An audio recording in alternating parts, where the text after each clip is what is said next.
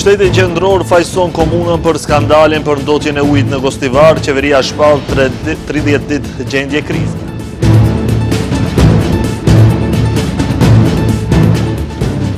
Prokuroria konfirmoi uji i pijes në Gostivar u përzie me materie të dëmshme, kërkon 30 ditë paraburgim për 3 personat e ndaluar. Mohohen spekulimet në disa media, policia thekson se nuk ka pasur ndjekje të veturës që bëri aksident në Blac.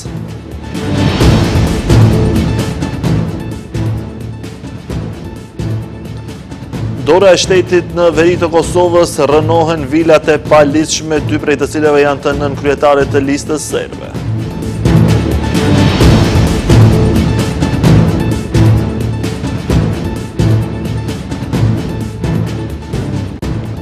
Shëndetje, shikues të nderuar, jemi me lajmet në televizionin Shenja. Autoritetet qendrore sot kanë folur për përgjegjësinë për skandalin e ndotjes në rrjetin e ujësjellësit në Gostivar, që shkaktoi një helmim masiv të qytetarëve.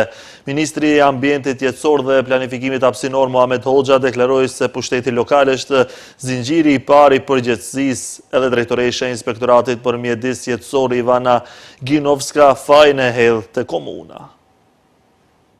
Ndotja e rrjetit të ujësjellësit në Gostivar është një incident serioz i cili drejt për drejt rrezikoi shëndetin e mirë e qytetarëve. Kështu theksoi Ministri i Ambientit Jetësor dhe Planifikimit Hapësinor Muhamet Hoxha. Lidhur me projektin për stacionin e filtrimit të burimi i Vrutokut, Hoxha shpjegoi se projekti filloi në vitin 2011 dhe përfundoi në vitin 2014. Pas përfundimit, bërimi DIA ju dorëzua për menaxhim ndërmarrjes publike komunalese, e cila vepron në kuadër të komunës së Gostivarit. Niveli i parë i përgjegjësisë në raste të tilla sipas Hoxhës janë komunat. Furnizimi me ujë të pishëm, mirëmbajtja e sistemeve të ujësjellësit, grumbullimi dhe trajtimi i ujrave të zeza janë kompetencë e komunave dhe ndërmarrjeve publike komunale. Pushteti lokal të nderuar është linja e parë e përgjegjësisë për funksionimin e sigurt të këtyre sistemeve, si dhe për vendosjen dhe mbrojtjen e zonave sanitare mbrojtëse rreth burimit të ujit. Edhe drejtoresha e Inspektoratit për Mjedis Jetësor Ivana Ginovska fajin e hedh te komuna. Drejtoresha njofton se inspektimi i tyre tregoi se lidhja e paligjshme ndodhej 800 deri 900 metra larg tuvacionit kryesor që furnizon komunën me ujë të pishëm dhe u përcaktua se uji po merrej nga një masë uji që graviton në një kanal të hapur dhe nuk përmban leje që Ministria e Mjedisit i ka dhënë ndërmarrjes komunale të Gostivarit. Sipas lejes së lëshuar nga Ministria e Mjedisit, për çdo ndryshim që kompania publike e shërbimeve Gostivar ose ndonjë kompani publike e shërbimeve planifikon të bëjë, së pari duhet të paraqesë një kërkesë në administratën mjedisore, sektorin e ujrave. Ata duhet ta shqyrtojnë atë dhe të japin miratimin ose refuzimin, sepse ky është një tubacion që shërben për ujë të pishëm apo jo. Këtu duhet të bëhet fjalë për kushte të jashtëzakonshme sanitare. Një kërkesë e tillë te ne në ministri nuk është marrë deri më sot. Se pompat kanë qenë të vendosura ilegalisht, e tha dhe drejtori i Agjencisë Ushqimit dhe Veterinarisë. Oliver Milanov njoftoi se rezultati i fundit i qendrës së shëndetit publik Gostivar të bërë më 29 qershor ka qenë se uji është i sigurt për përdorim. Sipas marrëveshjes midis së qendrës së shëndetit publik dhe ndërmarrjes publike komunalec, mostrat merren një herë në muaj nga 8 pika matëse. Herën e fundit që ne, si Agjencia e Ushqimit dhe Veterinarisë, morëm rezultate nga qendra e shëndetit publik e Gostivar, ishte më 13 korrik dhe uji ishte i sigurt.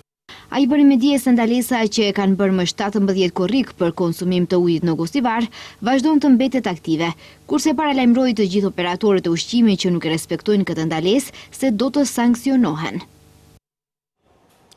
Qeveria ka sjellur vendim për shpalljen e gjendjes së krizës në komunën e Gostivarit në periudhë prej 30 ditësh, duke pasur parasysh se pushteti lokal nuk është në gjendje të përballet me situatën e krijuar në komunën e Gostivarit. Qeveria solli këtë vendim me qëllim të mundësimit të koordinimit më të shpejt ndërinstitucional, vënies në funksion të sistemit të furnizimit me ujë dhe sigurimit të ujit të pishëm në afatin më të shkurt të mundshëm, thuhet në komunikatën e qeverisë. Shëndeti i qytetarëve të komunës së Gostivarit mbetet prioritet i qeverisë dhe thekstojnë se janë të përkushtuar për zgjidhjen e plotë të këtij problemi. Njëkohësisht nga qeveria presin që prokuroria publike të zhvillojë hetim të detajuar dhe ta zbardhë plotësisht rastin, pasi sipas tyre duhet të ketë përgjegjësi për secilin që ka vënë në rrezik shëndetin dhe jetën e qytetarëve të Gostivarit. Prokuroria Themelore Publike ka nisur procedurë hetimore për 3 persona për vepër penale kundër mjedisit jetësor dhe natyrës të shkaktuara nga veprimet e ndotjes së ujit të pishëm. Ata njoftuan se në sistemin e ujësjellësit ka ardhur deri te përzierja e ujit me materie të dëmshme nga kanali në tubacionin kryesor të furnizimit me ujë. Analizat e ujit në Gostivar zbuluan se uji ka ndodhje të lartë bakteriale. Në të janë gjetur 2419.6 bakterie kaliforme në 100 ml, rreth 48 herë mbi kufirin maksimal të lejuar, që është 50 në 100 ml. Kështu njoftoi Prokuroria Themelore Publike duke shtuar se prandaj uji nuk është i lejuar për asnjë përdorim. Prokuroria ka nisur procedurë hetimore për 3 persona për vepër penale kundër mjedisit jetësor dhe natyrës të shkaktuara nga veprimet e ndotjes së ujit të pishëm. Ata njoftuan se në sistemin e ujësjellësit ka ardhur deri te përzierja e ujit me materie të dëmshme nga kanali në tubacionin kryesor të furnizimit me ujë. Në mënyrë shtesë njoftuan se është analizuar një mostër e marrë nga një qezme me ujë në rrugën JNA në Gostivar, në të cilin është gjetur prania e lartë e klorit. Bashkëpunëtorët e dyshuar në cilësinë e UD drejtoreshe NP Komunalec Gostivar, shefi teknik i sektorit për punë teknike dhe shefi i departamentit për ujësjellës, kanalizim dhe punën ndërtimore në ndërmarrjen publike me materie të dëmshme e kanë bërë ujin të papërdorueshëm për pije në hapësirën e tembushjes së sistemit që furnizon me ujë komunën e Gostivarit dhe një pjesë të fshatrave përreth. Nga prokuroria sqarojnë se 3 të dyshuarit më 25 qershoru kanë dhënë urdhra punonjësve të ndërmarrjes që të vendosin 3 pompa zhytëse në një kanal me ujë sipërfaqësor me lëndë të dëmshme pranë hapësirës së tembushjes me ujë të pishëm, me qëllim që të testojnë presionin e ujit.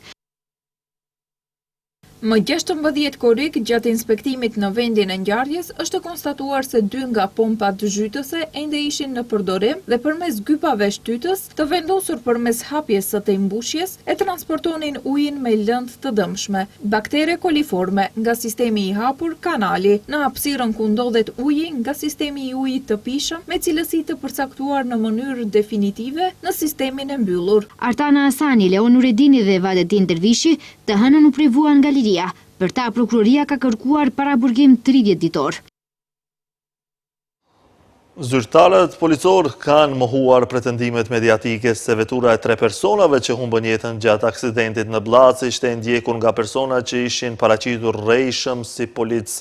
Nuk është evidentuar një dukuri e tillë dhe se as nuk ka ndonjë denoncim për të ashtu quajturën policia rrejme. Organet hetimore do ta zbardhin shkakun që ka çuar në këtë aksident trafiku, ka njoftuar Ministria e Punëve të Brendshme. Ndërkohë, Prokuroria Publike ka njoftuar se më njëherë pas ngjarjes tragjike, prokurori publik ka kryer inspektim në vendin e ngjarjes dhe ka urdhëruar autopsi të viktimave.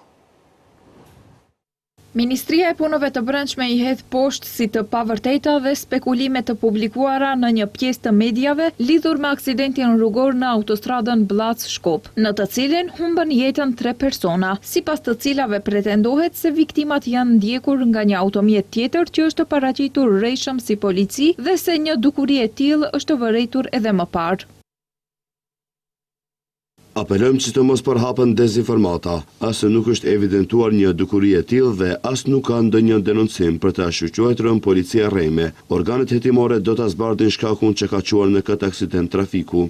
Ndërkohë, kujtojmë se 3 shtetas të Kosovës, të cilët ishin raportuar të zhdukur pasi humbën kontaktet me familjarët, u gjetën pa shenja jete brenda një veture të përmbysur në aksin rrugor nga pika kufitare Bllac drejt Shkupit. Fillimisht ishte raportuar se ishte gjetur e përmbysur një veture tipit Mercedes me targa gjermane. Pas daljes në vendin e ngjarjes, u konstatua se në automjet ndodheshin 3 persona të pajetë, një mashkull dhe 2 femra, ndërsa vdekja e tyre u konstatua nga mjeku i ndihmës së shpejtë. Presidentja e Indisë është duke realizuar një vizitë 2 ditëshe në Shkup, ku është takuar me krerët shtetëror të vendit. Ajo deklaroi se është e bindur se vizita e saj në Maqedoninë e Veriut do të hapë një kapitull të ri të marrëdhënieve dypalëshe. Edhe presidentja Gordana Siljanovska-Davkova tha se të dyja palët kanë konfirmuar përkushtimin për t'i ngritur marrëdhënie dypalëshe në një nivel edhe më të lartë. Presidentja e Maqedonisë së Veriut Gordana Siljanovska-Davkova, me një ceremoni solemne dhe me nderimet më të larta shtetërore e ushtarake, ka pritur në takim presidentën e Republikës së Indisë, Draupadi Murmu, e cila po zhvillon vizitën e parë zyrtare në vend. Në konferencën e përbashkët për media, Siljanovska-Davkova tha se të dyja palët kanë konfirmuar përkushtimin për t'i ngritur marrëdhëniet të dypalëshe në një nivel edhe më të lartë. Ajo përshëndeti intensifikimin e dialogut të politike pas shkëmbimeve ministrore mes Shkupit dhe New Delhit, duke theksuar se kontaktet ndërmjet qeverive, ministrive, parlamenteve dhe institucioneve duhet të bëhen edhe më të shpeshta, më të strukturuara dhe më ambicioze. Diplomacia parlamentare mbetet një nga shtyllat më të forta të bashkëpunimit ndërkombëtar dhe jam e bindur se fjalimi i presidentes Murmu para deputetëve në kuvend do të forcojë lidhjet mes dy parlamenteve dhe do të hap mundësi të reja për dialog parlamentar. Shprehëm gjithashtu mirënjohjen tonë për praninë gjithnjë më aktive të Indisë në Ballkanin Perëndimor dhe Europën Juglindore. Ne mirëpresim çdo iniciativë për thellimin e bashkëpunimit dhe shpresojmë që në të ardhmen India të hapë një ambasadë rezidente në Shkup. Ndërkohë, presidentja e Indisë, Draupadi Murmu, shprehu bindjen se vizita e saj në Maqedoninë e Veriut do të hapë një kapitull të ri në marrëdhëniet të dypalëshe dhe do të forcojë partneritetin ndërmjet të dy vendeve, duke ngritur atë në një nivel më të lartë. Ajo theksoi se kjo vizitë konfirmon miqësinë, vlerat e përbashkëta dhe respektin reciprok mes dy kombeve. Patëm një takim produktiv me presidenten tuaj, si dhe bisedime në nivel delegacionesh. Gjatë takimeve u diskutua për thellimin e bashkëpunimit dypalësh dhe u shkëmbyen mendime mbi çështje rajonale dhe globale me interes të përbashkët. Synimi i të dy vendeve është promovimi i një shkëmbimi më intenziv tregtar dhe investimeve, si dhe inkurajimi i bashkëpunimit ndërmjet komuniteteve të biznesit. Po ashtu, presidentja e Indisë tha se janë dakorduar që ta dyfishojnë tregtinë dypalëshe nga niveli aktual, duke shtuar se fokusi do të jetë në sektorët e teknologjisë së informacionit, bujqësisë, industrisë ushqimore, farmacisë, turizmit dhe kulturës. Përveç bashkëpunimit ekonomik, presidentja indiane paralajmëroi edhe forcimin e bashkëpunimit në fushën e shëndetësisë, veçanërisht përmes promovimit të mjekësisë tradicionale, si dhe në industrinë kreative. Autoritetet po llogarisin dëmet e shkaktuara pas tuhisë së fortë shoqëruar me shi të rrëmbyeshëm dhe erëra të forta që goditin mbrëm vendin, më të prekurat ishin Strumica, Radovishi, Delçeva, Dojrani dhe Kumanova.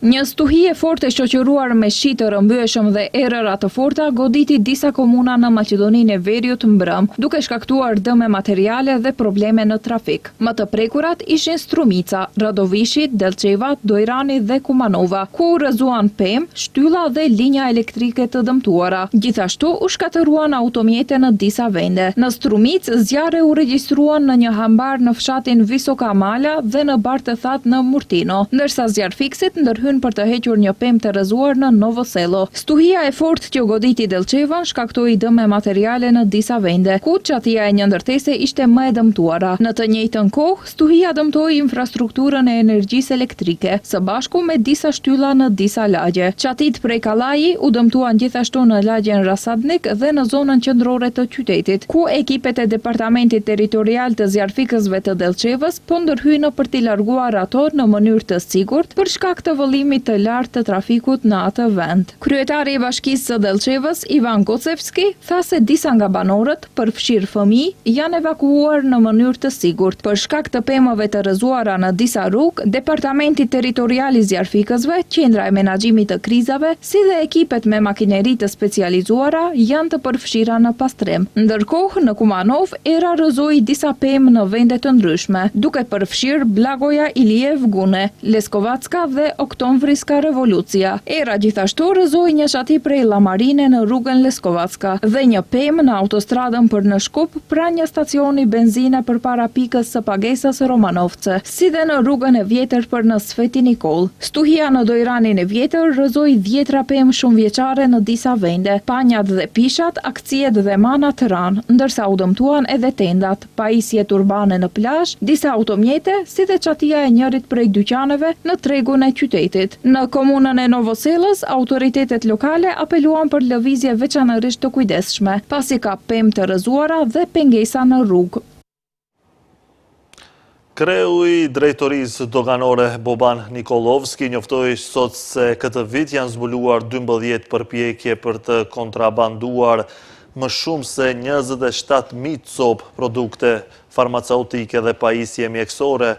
Kjo tregon se roli doganës nuk është vetëm të mbledhë të ardhura, por edhe të mbrojë drejt për drejt shëndetin dhe sigurinë e qytetarëve, shkroi ai.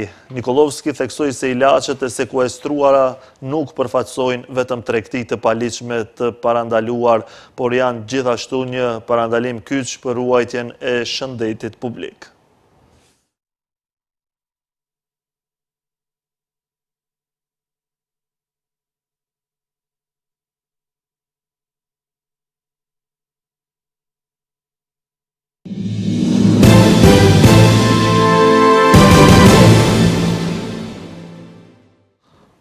Autoritetet në Kosovë kanë shembur më shumë se 11 shtëpi të ndërtuara ilegalisht në pronën e ndërmarrjes publike hidroekonomike i Bërlepens në zonën e liçenit të Ujmanit. Në mesin e objekteve të prishura janë edhe 2 vila të Ivan Zaporacacit dhe vëllait të tij Sergejit. Ivan Zaporacac është kryesuesi i asamblesë së komunës së Mitrovicës së Veriut dhe nënkryetari i listës serbe. Zyra për Kosovën në qeverinë e Serbisë përshkroi aksionin si një akt të paligjshëm dhe terrorit të Serbisë. Atë dhe këtë përmendi edhe kryeministri Albin Kurti, duke pretenduar se ai është duke kryer pa asnjë vendim gjyqësor dhe me qëllim hakmarrje ndaj nesh serbëve. Pronari u ishte kërkuar të lironin ato me 3 korrik, por pas mosbatimit të kërkesës u aktivizua urdhëri për rënimin e tyre.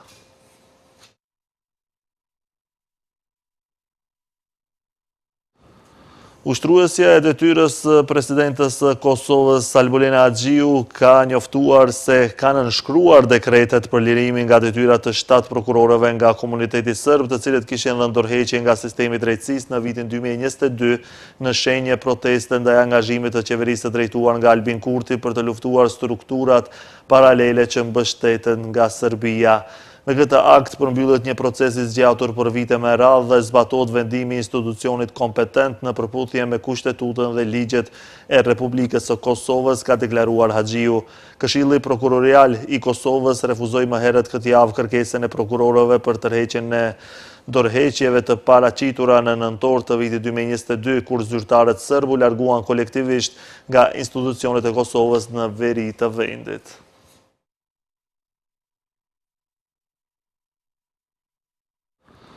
Ushtria libaneze njoftoi se të martën ka vendosur në një zonë në jug 1 nga 3 pilot zona të përcaktuara në një marrëveshje me Izraelin për çarmatosjen e Hezbollahut. Njoftimi erdhi me vizitën e presidentit libanez Josep Aoun në Washington, i cili ndërmjetësoi marrëveshjen me Izraelin. Këta të fundit pushtuan Libanin gjatë luftës së tij të fundit me militantët e mbështetur nga Irani, Hezbollahun dhe ka vazhduar të pushtojë pjesë të vendit pavarësisht një marrëveshje anëpushimi në fuqi. Deri më sot trupat izraelit kanë kontrolluar vetëm periferitë e njërës prej të ashtu quajturave zona pilot, ndërsa pushtimi i zonave të tjera ende nuk është adresuar. Ushtria libaneze tashmë ka një prani në 2 zonat e tjera pilot.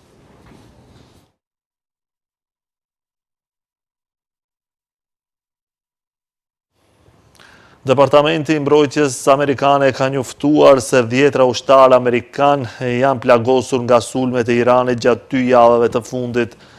Zëvendësi i Pentagonit tha se gati 100 pjesëtar të forcave të armatosura kanë pësuar një shkallë të caktuar lëndimi që nga 7 korriku. Ai shtoi se 96% e tyre janë tashmë të kthyer në detyrë dhe janë të vendosur që të rikthehen në luftë. Shumica dërmuese lëndimeve kanë qenë tronditje të lehta të trurit.